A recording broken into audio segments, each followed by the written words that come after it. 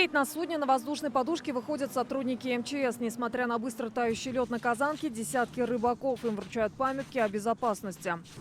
Почитать на досуге, когда не клюет. Сотрудники ГИМС замерили толщину льда. Безопасность считается не менее 7 сантиметров. Порядка 27 сантиметров. А значит, нарушением это не считается. Однако во многих местах есть промоины, поэтому специалисты рекомендуют завершать сезон зимней рыбалки. Структура льда уже разрушается, все, она фактически пропиталась уже водой. Она вроде здесь вот хорошо стоишь, рядом наступила, она может раз тут и уйти. Тепло уже пошло, и днем, и ночью плюсовые температуры идут.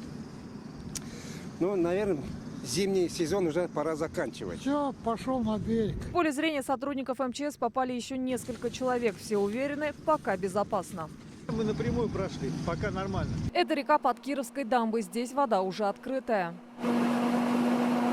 Трагедии с рыбаками в этом году уже случались. 31 марта в Агрызском районе оборвалась жизнь мужчины. Он провалился под лед, когда ловил рыбу. Его тело обнаружили местные. Они вытащили его, но спасать было уже поздно. Еще 8 помогли сотрудники МЧС в других районах. Ежедневно проводится патрулирование совместно с сотрудниками органов местного управления, которые уполномочены привлекать к административной ответственности по части 2 статьи 3.10 КУАП Республики Татарстан. На сегодняшний день привлечены к административной ответственности 12 граждан.